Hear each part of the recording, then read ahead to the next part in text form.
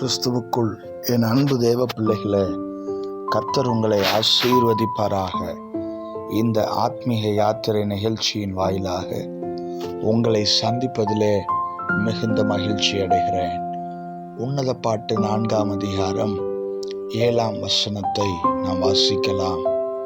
என் பிரியமே, நீ பூரண ரூபவதி, உன்னில் பழுதொன்றுமில்லை.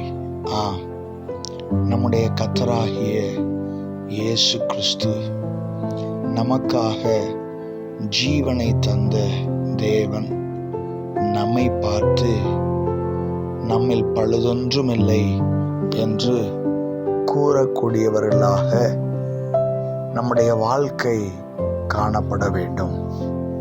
என் அன்பு தேவ பிள்ளைகளே, இப்படிப்பட்ட பூரண ரூபவதியாக பழுதொன்றும் இல்லாத வாழ்க்கையை கர்த்தர் இந்த நாளிலே நமக்கு கட்டளையிடுவாராக. நம்முடைய நீதியெல்லாம் அழுக்கான கந்தை.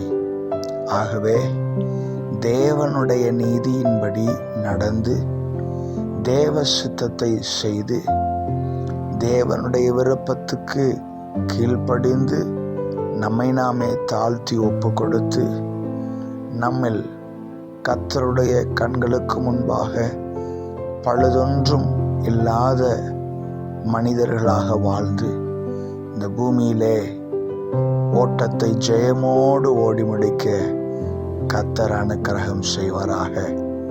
கண்களை மூடி நாம் ஜெபிக்கலாம். அன்பும் இரக்கம் நிறைந்த நல்ல தகப்பனே, இந்த வார்த்தையின்படியே பூரண ரூபவதியாக பழுதொன்றும் இல்லாத வாழ்க்கை வாழ நீர் இந்த நாளிலே என்னோடு கூட ஜெபிக்கிற ஒவ்வொரு தேவ பிள்ளைகளுக்கும் அனுக்கிரகம் செய்வீராக. நீர் தாமே உம்முடைய பலத்தால் இடை கட்டி இந்த உலகத்தை அதன் ஆசை இச்சைகளை ஜெயிக்க உம்முடைய விருப்பத்தின்படியே எங்களுடைய வாழ்க்கையை ஓட்ட நீர் கொடுத்த கிருபைக்காக கோடி ஸ்தோத்திரம். தொடர்ந்து அந்த கிருபையில் நிலைத்திருக்க அனுக்கிரகம் செய்யும். இயேசு கிறிஸ்துவின் இன்ப நாமத்தில் ஜெபிக்கிறேன் ஜீவனுள்ள நல்ல பிதாவே, ஆமென். God bless you. கர்த்தர் உங்களை ஆசீர்வதிப்பாராக. ஆமென்.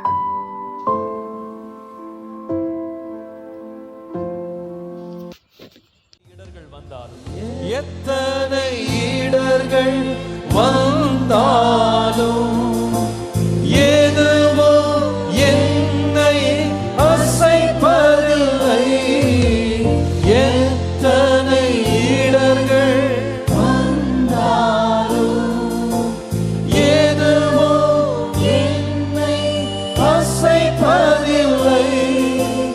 மகிழ்வுடன் தொடர்ந்து ஓடுகிறேன், மகிழ்வுடன் தொடர்ந்து